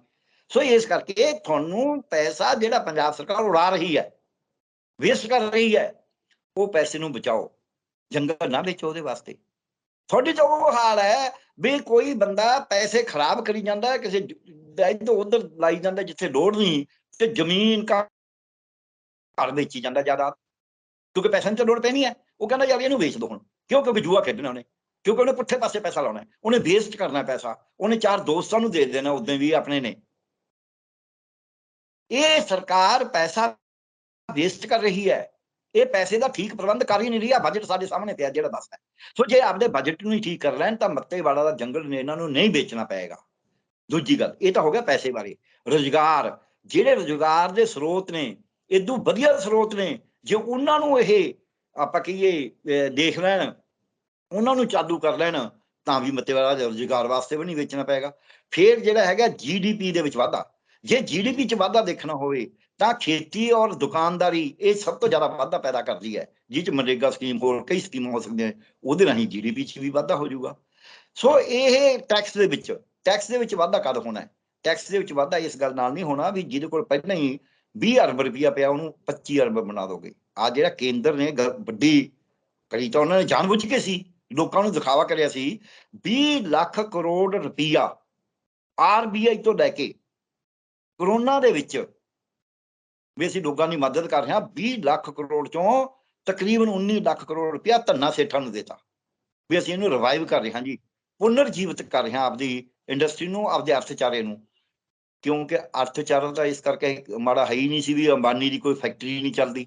ਅਰਥਚਾਰਾ ਦਾ ਮਾੜਾ ਇਸ ਕਰਕੇ ਸੀ ਲੋਕ ਕਾਰਾਂ ਨਹੀਂ ਖਰੀਦ ਰਹੇ, ਲੋਕ ਸਕੂਟਰ ਨਹੀਂ ਖਰੀਦ ਰਹੇ, ਲੋਕਾਂ ਕੋਲ ਪੈਸੇ ਨਹੀਂ ਸਾਈਕਲ ਖਰੀਦਣ ਨੂੰ, ਲੋਕ ਤਾਂ ਰੋਟੀਆਂ ਘੱਟ ਖਰੀਦਣ ਲੱਗੇ, ਦੁੱਧ ਘੱਟ ਖਰੀਦਣ ਲੱਗੇ। ਅਰਥਚਾਰਾ ਤਾਂ ਇਸ ਕਰਕੇ ਥੱਲੇ ਸੀ। ਸੋ ਫਿਰ ਅਰਥਚਾਰਾ ਕਿਵੇਂ ਵੱਧਦਾ? ਤੁਸੀਂ ਆਮ ਲੋਕਾਂ ਨੂੰ ਰੁਜ਼ਗਾਰ ਦਿਓ। ਜਦ ਉਹਨਾਂ ਨੂੰ ਰੁਜ਼ਗਾਰ ਦਿਓਗੇ ਤਾਂ ਉਹ ਜਿਹੜੇ ਭੁੱਖੇ ਰਹਿੰਦੇ ਨੇ ਰੋਟੀ ਖਾਣ ਲੱਗ ਜਾਣਗੇ, ਜਿਹੜੇ ਨੰਗੇ ਰਹਿੰਦੇ ਨੇ ਉਹ ਕੱਪੜਾ ਪਾਉਣ ਲੈਣਗੇ, ਜਿਹੜਾ ਦੁੱਧ ਨਹੀਂ ਪੀਂਦਾ ਦੁੱਧ ਪੀਣ ਲੱਗ ਜਾਏਗਾ, ਜਿਹੜਾ ਫਲ ਨਹੀਂ ਖਰੀਦਦਾ ਉਹ ਫਲ ਖਰੀਦਣ ਲੱਗ ਜਾਏਗਾ। ਉਹਦੇ ਤੁਹਾਨੂੰ GST ਵੀ ਆਏਗਾ ਤੇ ਤੁਹਾਡਾ ਸਮਾਨ ਵੀ ਵਿਕੇਗਾ, ਤੁਹਾਡਾ ਅਰਥਚਾਰਾ ਵੀ ਸਿੱਧਾ। ਸੋ ਜਿਹੜਾ ਟੈਕਸ ਵੀ ਵਧਾਉਣਾ ਹੈ ਉਹ ਵੀ ਤਾਂ ਵਧੇਗਾ, ਮੱਤੇਵਾੜਾ ਦਾ ਜੰਗਲ ਵੇਚ ਕੇ ਨਹੀਂ ਵਧਣਾ, ਉੱਥੇ ਇੰਡਸਟਰੀ ਬਣਾ ਕੇ ਨਹੀਂ ਵਧਣਾ। ਉਹ ਵਧਣਾ ਰੁਜ਼ਗਾਰ ਪੈਦਾ ਕਰਕੇ, ਜਿਹੜਾ ਰੁਜ਼ਗਾਰ ਅਸੀਂ ਖੇਤੀ ਦੇ ਵਿੱਚ, ਖੇਤੀ ਦੇ ਉੱਤੇ ਸਹਾਇਕ ਧੰਦਿਆਂ ਦੇ ਵਿੱਚ ਤੇ ਹੋਰ ਤੌਰ ਤਰੀਕੇ ਜਿਹੜੇ ਸਾਡੇ ਕੋਲ ਬੜੇ ਵੱਡੇ ਪਏ ਨੇ, ਉਹਨਾਂ ਦੇ ਵਿੱਚ ਅਸੀਂ ਰੁਜ਼ਗਾਰ ਉਦੋਂ ਕਈ ਗੁਣਾ ਵੱਧ ਪੈਦਾ ਕਰ ਸਕਦੇ ਹਾਂ। ਉਸ ਰੁਜ਼ਗਾਰ ਰਾਹੀਂ ਜੋ ਪੈਸਾ ਲੋਕਾਂ ਨੂੰ ਜਾਏਗਾ, ਉਹਦੇ ਰਾਹੀਂ ਅਸੀਂ ਟੈਕਸ ਕਲੈਕਸ਼ਨ ਸਾਡੀ ਵਧੇਗੀ। ਡਾਕਟਰ ਸਾਹਿਬ, ਜਦੋਂ ਗੱਲ ਖਰਚਿਆਂ ਦੀ ਹੁੰਦੀ ਹੈ, ਤੁਸੀਂ ਦੇਖਿਆ ਹੋਣਾ RTI 'ਚ ਖੁਲਾਸਾ ਹੋਇਆ ਕਿ ਕਰੋੜਾਂ ਰੁਪਇਆ ਇਸ ਇਸ਼ਤਿਹਾਰਬਾਜ਼ੀ ਤੇ ਸਰਕਾਰ ਨੇ, ਪੰਜਾਬ ਸਰਕਾਰ ਨੇ ਲਾਤਾ ਕਿ ਅਸੀਂ ਜਿਹੜਾ 1500 ਰੁਪਇਆ ਪ੍ਰਤੀ ਏਕੜ ਦੇ ਹਿਸਾਬ ਨਾਲ ਮੁਆਵਜ਼ਾ ਦੇਣਾ ਕਿਸਾਨਾਂ ਨੂੰ। ਤੇ ਹੁਣ ਕੇਂਦਰ ਸਰਕਾਰ ਅੱਗੇ ਹੱਥ ਅੱਡੀ ਖੜੇ ਨੇ। ਫਰਕ ਤਾਂ ਕੋਈ ਨਹੀਂ, ਉਹੀ ਕੁਝ ਕੇਂਦਰ ਸਰਕਾਰ ਕਰਦੀ, ਉਹ ਵੀ ਆਪਣੇ ਵੱਲੋਂ ਪ੍ਰਚਾਰ ਤੇ ਜ਼ੋਰ ਲਾਇਆ ਆ, ਲੋਕਾਂ ਨੂੰ ਦੇਣ ਨੂੰ ਕੁਝ ਨਹੀਂ। ਤੇ ਇਹੀ ਪੰਜਾਬ ਸਰਕਾਰ, ਫਿਰ ਫਰਕ ਕੀ ਹੋਇਆ? ਲੋਕ ਬਦਲਾਅ ਮੰਗਦੇ ਸੀ, ਫਿਰ ਬਦਲਾਅ ਕਿੱਥੇ ਆ ਜੇ ਤੁਸੀਂ ਕਰੋੜਾਂ ਰੁਪਏ ਇਸ਼ਤਿਹਾਰਾਂ ਤੇ ਹੀ ਲਾ ਦੇਣਾ? ਦੇਖੋ, ਜਿਹੜਾ ਇਸ਼ਤਿਹਾਰਾਂ ਵਾਲਾ ਪੈਸਾ ਲਾਉਣਾ ਹੈ ਤਾਂ ਉਹ ਗਲਤ। ਚੰਨੀ ਸਾਹਿਬ ਵੀ ਪਹਿਲਾਂ ਲਾਈ ਜਾਂਦੇ ਸੀ, ਅਸਲ 'ਚ ਕਹਿੰਦੇ ਛੱਜ ਤਾਂ ਬੋਲੇ, ਛਾਨਣੀ ਕੀ ਬੋਲੇ। ਜਿੱਦੇ ਚੰਨੀ ਸਾਹਿਬ ਲਾਉਂਦੇ ਸੀ ਉਹਦੇ ਕਾਂਗਰਸੀ ਕਹਿੰਦੇ ਸੀ ਠੀਕ ਹੈ, ਹੁਣ ਆਪ ਵਾਲੇ ਲਾਉਂਦੇ ਤਾਂ ਆਪ ਵਾਲੇ ਕਹਿੰਦੇ ਠੀਕ ਹੈ, ਉਹ ਬੈਂਡ ਵੈਗਨ ਹੈ। ਬੀਜੇਪੀ ਲਾਉਂਦੀ ਹੈ ਕੇਂਦਰ 'ਚ, ਉਹ ਕਹਿੰਦੇ ਉਹ ਠੀਕ ਹੈ। ਇਸ ਕਰਕੇ ਸਾਡੇ ਸਿਆਸਤਦਾਨ ਤੇ ਉਹਨਾਂ ਦੇ ਪਿੱਛੇ ਲੱਗਦਾ ਇਹੀ ਕੁਛ ਹੈ ਵੀ ਜੋ ਉਹਨਾਂ ਦਾ ਆਕਾ ਕਰੀ ਜਾਵੇ ਉਹਨੂੰ ਠੀਕ ਹੀ ਕਹਿਣਾ, ਇਹ ਗੱਲ। ਪਰ ਇਸ਼ਤਿਹਾਰਬਾਜ਼ੀ 'ਚ ਇਸ ਤਰ੍ਹਾਂ ਪੈਸਾ ਨਹੀਂ ਖਰਚਣਾ ਚਾਹੀਦਾ, ਇਹ ਨਾਲ ਮੈਂ ਸਹਿਮਤ ਹਾਂ। ਪਰ ਜੇ ਕੋਈ ਕਹੇ ਵੀ ਇਸ਼ਤਿਹਾਰਬਾਜ਼ੀ ਦਾ ਪੈਸਾ ਪੰਜਾਬ ਨੂੰ ਨੰਗ ਕਰ ਰਿਹਾ, ਇਹ ਗਲਤ ਹੈ। ਤੁਸੀਂ ਗਲਤ ਜਦ ਤਰੀਕਾ ਕਹੋਗੇ, ਔਰ ਰੌਲਾ ਪਾਤਾ ਵੀ ਪੈਨਸ਼ਨਾਂ ਲੈ ਰਹੇ ਨੇ ਜੀ, ਐਮਐਲਏ ਦੁੱਗਣੀਆਂ ਲੈ ਰਹੇ ਨੇ ਜੀ, 5 ਗੁਣਾ ਲੈ ਰਹੇ ਨੇ ਜੀ। 19-20 ਕਰੋੜ ਰੁਪਇਆ ਬਚਣਾ ਸਾਰੀਆਂ ਨੇ ਪੈਨਸ਼ਨਾਂ ਬੰਦ ਕਰਕੇ, ਗਿਣ ਲਓ ਯਾਰ। 60-65 ਕਰੋੜ ਰੁਪਏ ਦਾ ਟੋਟਲ ਖਰਚਾ ਵਿਧਾਨ ਸਭਾ ਦਾ, ਉਹਦੇ ਵਿੱਚੋਂ ਹੀ ਬਚਣਗੇ। ਕਿਉਂਕਿ ਤੁਸੀਂ ਰੌਲਾ ਪਾਤਾ, ਜਿਵੇਂ ਮੋਦੀ ਸਾਹਿਬ ਨੇ ਪਾਇਆ ਸੀ ਵੀ ਬੜਾ ਕਮਣੀ ਲਿਆਉਂਗਾ ਮੈਂ, 15-15 ਲੱਖ ਤੁਹਾਡੇ ਘਰਾਂ 'ਚ ਆ ਜਾਊਗਾ, ਇਹੋ ਜਿਹਾ ਰੌਲਾ ਇਹ। ਏਦਾਂ ਹੀ ਆ ਪਤਾ ਵੀ ਇੰਨੇ ਇਸ਼ਤਿਹਾਰ ਦੇ 'ਚ ਜੀ ਇਹਦੇ ਉੱਤੇ ਖਰਚਾ ਕਿਉਂ। ਕਿਸੇ ਨੇ ਇਹ ਪੁੱਛਿਆ ਵੀ ਜਿਹੜੀ ਮੁਲਾਜ਼ਮਾਂ ਨੂੰ 2.5 ਗੁਣਾ ਤਨਖਾਹ ਕਰੀ ਸੀ ਤੀਕਸ਼ਣ ਸੋਧ ਕਮੇਟੀ ਨੇ, ਉਹ ਕਿਉਂ ਕਰੀ ਸੀ। ਪੰਜਾਬ ਦੇ ਮੁਲਾਜ਼ਮਾਂ ਦੀ ਤਨਖਾਹ ਕੇਂਦਰ ਨਾਲੋਂ 1.5 ਗੁਣਾ ਕਿਉਂ ਆ, ਇਹਦਾ ਸਵਾਲ ਉਠਾਇਆ ਕਿਸੇ ਨੇ? ਤੁਸੀਂ ਦੱਸ ਦਿਓ ਜੇ ਤੁਹਾਡੇ ਮੀਡੀਆ 'ਚ ਕਿਸੇ ਨੇ ਉਠਾਇਆ ਹੋਵੇ। ਤੇ ਤੁਹਾਨੂੰ ਪਤਾ ਵੀ ਤਨਖਾਹ ਤੇ ਇਹਦੇ ਤੇ ਪੈਸਾ ਕਿੰਨਾ ਲੱਗਣਾ, ਪੈਨਸ਼ਨਾਂ ਤੇ ਅੰਦਾਜ਼ਾ ਹੈ ਕੋਈ? 55 ਕਰੋੜ। ਪਿਛਲੇ ਸਾਲ 43,000 ਕਰੋੜ ਲੱਗਿਆ।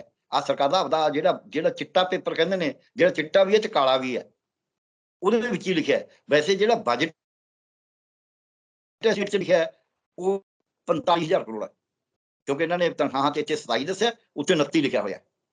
ਪੈਨਸ਼ਨਾਂ ਤੇ ਇੱਥੇ ਇਹਨਾਂ ਨੇ ਕੋਈ 14,000 ਦੱਸਿਆ, ਉੱਥੇ 15,000 ਕੁਛ ਲਿਖਿਆ। ਸੋ ਇਸ ਕਰਕੇ ਜੇ ਤੁਸੀਂ ਇੰਨਾ ਪੈਸਾ ਉਹਨਾਂ ਨੂੰ, ਸਾਰਾ ਜਿਹੜਾ ਟੈਕਸ ਆਉਂਦਾ ਉਹ ਤਾਂ ਤੁਸੀਂ ਉਹਨਾਂ ਨੂੰ ਦੇਈ ਜਾਂਦੇ ਹੋ। 2.5 ਗੁਣਾ ਤਨਖਾਹ ਹੈ, ਕੰਮ ਉਹਨਾਂ ਕੋਲ ਲੋਕਾਂ ਦਾ ਹੁੰਦਾ ਨਹੀਂ, ਉਹਦੇ ਕਰਕੇ ਲੋਕ ਜ਼ਿਆਦਾ ਹੈਰਾਨ ਹੁੰਦੇ ਨੇ। ਦੂਜੀ ਗੱਲ, ਤੁਸੀਂ ਬੱਸਾਂ 'ਚ ਸਫ਼ਰ ਮੁਫਤ ਹਰੇਕ ਨੂੰ ਦੇਈ ਜਾਂਦੇ, ਜਿਹੜਾ 2 ਲੱਖ ਤਨਖਾਹ ਦਾ ਲੈਂਦਾ ਉਹ ਵੀ ਮੁਫਤ ਜਾਵੇ ਬੱਸ 'ਚ, ਰੋਜ਼ ਉਹਨੇ ਜਾਣਾ, ਡਿਊਟੀ ਤੇ ਜਾਣਾ, ਉਹਨੂੰ ਵੀ ਮੁਫਤ। ਗਰੀਬ ਆਦਮੀ ਵਿਚਾਰਾ ਭੁੱਖਾ ਮਰਦਾ, ਉਹਦਾ ਬੱਚਾ ਬਿਮਾਰ ਹੋ ਜਾਂਦਾ, ਹਸਪਤਾਲ ਨਹੀਂ ਜਾ ਸਕਦਾ, ਕਿਉਂਕਿ ਉਹਨੂੰ ਮਰਜ਼ੇ ਚੁੱਕੇ ਗੋਦੀ ਲਿਆ ਰਿਹਾ, ਉਹ ਤੁਸੀਂ ਕਿਰਾਇਆ ਮੰਗਦੇ ਹੋ। ਹਸਪਤਾਲ 'ਚ ਜਾਣ ਵਾਲੇ ਗਰੀਬ ਭੁੱਖੇ ਬੰਦੇ ਤੋਂ ਤੁਸੀਂ ਕਿਰਾਇਆ ਲੈਂਦੇ ਹੋ, ਤੇ ਇੱਕ 1.5 ਲੱਖ 2 ਲੱਖ ਤਨਖਾਹ ਲੈਣ ਵਾਲੀ ਔਰਤ ਦਾ ਤੁਸੀਂ ਕਿਰਾਇਆ ਮਾਫ ਕਰ ਰਹੇ ਹੋ। ਤੁਸੀਂ ਬਿਜਲੀ, ਗਰੀਬ ਆਦਮੀ ਦੇ ਘਰੇ ਲੰਪ ਨਹੀਂ ਹੈਗਾ, ਉਹਨੂੰ ਤਾਂ ਤੁਸੀਂ ਦੇ ਨਹੀਂ ਰਹੇ, ਤੇ ਤੁਸੀਂ ਕੀ ਕਰਦੇ ਹੋ? ਤੁਸੀਂ ਹਰੇਕ ਜਿਹਦੇ ਕੋਲ ਜ਼ਮੀਨਾਂ ਨੇ, ਜਿਹਦੇ ਕੋਲ ਪੈਸੇ ਨੇ, ਜਿਹਦੇ ਕੋਲ ਨੌਕਰੀਆਂ ਦੀ ਤਨਖਾਹ ਆ ਰਹੀ ਹੈ, ਉਹਨੂੰ ਕਹਿੰਦੇ 300 ਯੂਨਿਟ ਮੁਫਤ ਦਿਆਂਗੇ। ਸੋ ਤੁਹਾਡਾ ਅਰਥਚਾਰੇ ਦਾ ਪ੍ਰਬੰਧ ਮਾੜਾ ਹੈ, ਗਲਤ ਪ੍ਰਬੰਧ ਹੈ ਇਹ। ਨਹੀਂ ਤੁਸੀਂ ਕਹੋ ਵੀ ਅਸੀਂ ਕੋਈ ਲੋਕਾਂ ਦਾ ਕੰਮ ਨਹੀਂ ਕਰਦੇ, ਅਸੀਂ ਕੱਲੀਆਂ ਵੋਟਾਂ ਵਾਸਤੇ ਕਰਦੇ ਹਾਂ, ਜਿਹਨੇ ਸਾਨੂੰ ਵੋਟ ਪਾਉਣੀਆਂ ਪਾਵੇ, ਅਸੀਂ ਤੁਹਾਨੂੰ ਲਾਲਚ ਦਿਆਂਗੇ, ਅਸੀਂ ਤਾਂ ਤੁਹਾਨੂੰ ਖਰੀਦਦੇ ਹਾਂ। ਮੈਨੂੰ ਇੱਕ ਲਾਸਟ ਗੱਲ ਮੈਂ ਕਹਿ ਕੇ ਸੁਣਾ ਦਿੰਦਾ। ਮੈਨੂੰ ਇੱਕ ਪੱਤਰਕਾਰ ਨੇ ਪੁੱਛਿਆ ਸੀ ਵੀ ਇਹ ਚੰਗਾ ਹੈ ਕਿ ਮਾੜਾ ਹੈ, ਮੁਫਤਖੋਰੀ ਜਿਵੇਂ ਆਈ, ਜੇ ਮੱਤੇ ਵਾਲਾ ਜੰਗਲ ਕੋਈ ਕਹੇ, ਇਹਦੇ ਉੱਤੇ ਵੀ ਕਿਸੇ ਨੇ ਪੁੱਛਿਆ ਵੀ ਜੇ ਤਾਂ ਇੰਨੇ ਪੈਸੇ ਮਿਲਣ ਏਦਾਂ ਕਰਦੇ ਨੇ ਫਿਰ ਇਹ ਚੰਗਾ ਹੈ। ਯੂਨੀਵਰਸਿਟੀ ਬਾਰੇ ਵੀ ਇਹੀ ਪੁੱਛਿਆ ਸੀ, ਕਿਉਂਕਿ ਆਮ ਲੋਕਾਂ ਦਾ ਹੁੰਦਾ ਨਾ ਵੀ ਜਿਹੜੇ ਬੀਜੇਪੀ ਜਾਂ ਜਿਹੜੇ ਸਰਕਾਰ ਦੇ ਪੱਖੀ ਨੇ ਉਹ ਇਹ ਕਹਿੰਦੇ ਵੀ ਫਿਰ ਕੀ ਹੋ ਜੇ, ਜੇ ਐਂ ਹੋ ਜੇ, ਜੇ ਐਂ ਹੋ ਜੇ, ਜੇ ਐਂ ਹੋ ਜੇ। ਵੈਸੇ ਤਾਂ ਆਮ ਤੌਰ ਤੇ ਆਪਾਂ ਨੂੰ ਪਤਾ ਹੀ ਵੀ ਜੇ ਕੋਈ ਕੰਮ ਨਹੀਂ ਹੁੰਦੀ ਦਿੰਦੀ। ਮੈਂ ਉਹਨੂੰ ਇੱਕ ਸਵਾਲ ਕਰਿਆ ਸੀ ਯੂਨੀਵਰਸਿਟੀ 'ਚ ਖੜੇ ਨੂੰ, ਕਿਉਂਕਿ ਉਹਨੇ ਯੂਨੀਵਰਸਿਟੀ ਬਾਰੇ ਪੁੱਛਿਆ ਸੀ, ਇਹੀ ਮੈਂ ਮੱਤੇਵਾੜ ਦੇ ਜੰਗਲ ਤੇ ਕਹਿਣਾ। ਇਹ ਕਹਿੰਦੇ ਨੇ ਜੀ ਅਸੀਂ ਇੱਥੇ ਐਮਐਸਐਮਈ ਲਾਉਣੀ ਆ, ਫਲਾਣਾ ਲਾਉਣਾ, ਤੁਹਾਡਾ ਪਾਣੀ ਨਹੀਂ ਖਰਾਬ ਹੋਣ ਦਿੰਦੇ, ਤੁਹਾਨੂੰ ਰੁਜ਼ਗਾਰ ਮਿਲੇਗਾ, ਤੁਹਾਨੂੰ ਫਲਾਣਾ ਮਿਲੇਗਾ, ਤੁਹਾਡੀ ਜ਼ਮੀਨਾਂ ਦੇ ਭਾਅ ਵੱਧ ਜਾਣਗੇ। ਠੀਕ ਹੈ, ਮੰਨ ਲਿਆ। ਜਿਹੜਾ ਮੈਂ ਉੱਥੇ ਕਿਹਾ ਸੀ ਉਹੀ ਇੱਥੇ ਕਹਿਣਾ। ਜੰਗਲ ਵੱਢਣਾ ਇਸ ਗੱਲ ਦੇ ਬਰਾਬਰ ਹੈ ਕਿ ਕਿਸੇ ਬੰਦੇ ਨੂੰ 9 ਬਰਨਾਉ ਨੂੰ ਕਹੋ ਵੀ ਤੇਰੀਆਂ ਲੱਤਾਂ ਵੱਢ ਕੇ ਸੋਨੇ ਦੀਆਂ ਲੱਤਾਂ ਮੁਫਤ ਲਾ ਦਾਂਗੇ, ਤੇ ਉਦੋਂ ਬਾਅਦ ਤੈਨੂੰ ਇਜਾਜ਼ਤ ਹੋਏਗੀ ਵੀ ਇੱਕ ਲੱਤ ਤੂੰ ਲਾ ਕੇ ਸੋਨਾ ਵੇਚ ਕੇ ਆਪਦਾ ਗੁਜ਼ਾਰਾ ਕਰੀ ਜਾਏ, ਉਹ ਲੱਕੜ ਦੀ ਦਵਾਰੀ, ਫਿਰ ਲੱਤਾਂ ਵਢਾ ਲੈ। ਸੋ ਜੰਗਲ ਵੱਢਣ ਤੋਂ ਬਾਅਦ ਤੁਸੀਂ ਕੀ ਕਰਨਾ ਹੈ, ਉਹਨੂੰ ਭਾਵੇਂ ਸੋਨੇ 'ਚ ਵੱਢਣ ਨੂੰ ਤਿਆਰ ਹੋ। ਔਰ ਇਹਦੀ ਹਿਸਟਰੀ 'ਚ ਅਸੀਂ ਐਗਜ਼ਾਮਪਲ ਦੇਖੀ ਹੈ, ਜਦ ਤੁਸੀਂ ਆਪਦੀ ਆਂਖ ਦੇ ਉੱਤੇ ਖੜ ਜਾਂਦੇ ਹੋ। ਅਕਾਲ ਤਖਤ ਸਾਹਿਬ ਦੀ ਬਿਲਡਿੰਗ ਢਾਈ ਸੀ, ਔਰ ਸੰਤਾ ਸਿੰਘ ਨੂੰ ਲਗਾ ਕੇ, ਬਾਬਾ ਸੰਤਾ ਸਿੰਘ ਨੂੰ ਲਗਾ ਕੇ ਬੂਟਾ ਸਿੰਘ ਨੇ ਬਣਵਾਤੀ ਸੀ ਦੁਬਾਰਾ। ਔਰ ਇੰਨਾ ਪੈਸਾ ਲੱਗਿਆ ਹੋਇਆ ਸੀ, ਸਿੱਖਾਂ ਨੇ ਆਖਿਆ ਨਹੀਂ ਸਾਨੂੰ ਇਹ ਮਨਜ਼ੂਰ ਨਹੀਂ, ਢਾਵਾਂਗੇ, ਅਸੀਂ ਆਪਦੀ ਬਣਾਵਾਂਗੇ। ਜਿੱਦੇ ਤੁਹਾਡੀ ਅਣਖੀ ਮਾਰੀ ਗਈ ਵੀ ਤੁਹਾਨੂੰ ਸੋਨੇ ਵਾਸਤੇ ਮਰਤਾ ਜੀ, ਸੋਨੇ ਨਾਲ ਮੜ ਕੇ ਅਣਖ ਮਾਰੀ ਜਾਂਦੀ ਹੈ। ਮੈਨੂੰ ਤਾਂ ਬਲਕਿ ਇਤਰਾਜ਼ ਹੈ, ਧਾਰਮਿਕ ਸਥਾਨਾਂ ਨੂੰ ਵੀ ਸੋਨੇ ਨਾਲ ਮੜ ਕੇ ਅਣਖ ਮਾਰ ਰਹੇ ਨੇ। ਧਾਰਮਿਕ ਸਥਾਨ ਤਾਂ ਹਰੇਕ ਗਰੀਬ ਆਦਮੀ ਦੇ ਵਾਸਤੇ ਹੁੰਦਾ। ਸੋ ਇਸ ਕਰਕੇ ਜਿੱਦੇ ਸੋਨੇ ਨਾਲ ਮੜ ਕੇ ਤੁਹਾਨੂੰ ਕਹਿਣਗੇ ਵੀ ਜੰਗਲ ਵੇਚ ਦੋ ਨਾ, ਉਹਦੇ ਮਾਰ ਖਾਣੀ ਹੈ। ਲਾਸਟ ਗੱਲ ਇੱਕ ਦੱਸੂਗਾ, ਉੱਤਰਾਖੰਡ ਦੇ ਵਿੱਚ ਲੋਕਾਂ ਨੇ ਦਰਖਤਾਂ ਦੀਆਂ ਜੱਫੀਆਂ ਪਾਈਆਂ, ਸੁੰਦਰ ਲਾਲ ਬਾਬੂ ਉਹਨਾਂ ਦਾ ਨਾਮ ਤੁਸੀਂ ਸੁਣਿਆ ਹੋਊਗਾ, ਕੇਜੜੀ ਜੀ ਦਾ ਨਾਮ ਸੁਣਿਆ ਹੋਊਗਾ। ਉਹਨਾਂ ਨੂੰ ਗੋਲੀਆਂ ਚਲਾਈਆਂ ਗਈਆਂ, ਉਹਨਾਂ ਤੇ ਬੰਦੇ ਮਰੇ। ਰਾਜਸਥਾਨ ਦੇ ਵਿੱਚ ਦਰਖਤ ਨਹੀਂ ਵੱਢਣ ਦੇਣੇ, ਬੰਦੇ ਮਰੇ, ਬੰਦਿਆਂ ਦੇ ਉੱਤੇ ਕੁਹਾੜੇ ਚਲਾਏ ਗਏ। ਇਹਦੇ ਬਾਵਜੂਦ ਉਹਨਾਂ ਨੇ ਦਰਖਤ ਨਹੀਂ ਵੱਢਣ ਦਿੱਤੇ, ਪਰ ਇਹ ਦਰਖਤ ਵੱਢਣ ਨੂੰ ਫਿਰਦੇ ਨੇ। ਜਦ ਕਿ ਇੱਕ ਕਵੀ ਨੇ ਕਿਹਾ, ਤੂੰ ਫਿਰਦਾ ਆਲ ਨਾ ਪਾਉਣ ਨੂੰ, ਉਹ ਫਿਰਦੇ ਨੇ ਰੁੱਖ ਵਢਾਉਣ ਨੂੰ।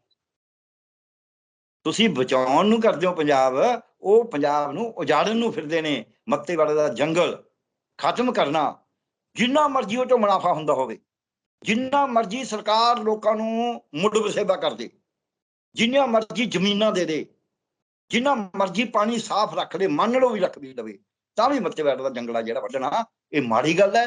ਇਹ ਪੰਜਾਬ ਦਾ ਵੱਡਾ ਨੁਕਸਾਨ ਹੋਏਗਾ। ਇਹ ਠੀਕ ਹੈ, ਵਕਤੀ ਤੌਰ ਤੇ ਸਾਨੂੰ ਨਹੀਂ ਲੱਗੇਗਾ ਕਿ ਇਹ ਨੁਕਸਾਨ ਹੈ, ਵਕਤੀ ਤੌਰ ਤੇ ਇਹਦੇ ਫਾਇਦੇ ਲੱਗਣਗੇ, ਪਰ ਇਹਦਾ ਲੰਮੇ ਦਾਅਰੇ ਉੱਤੇ ਵੱਡਾ ਨੁਕਸਾਨ ਹੋਏਗਾ।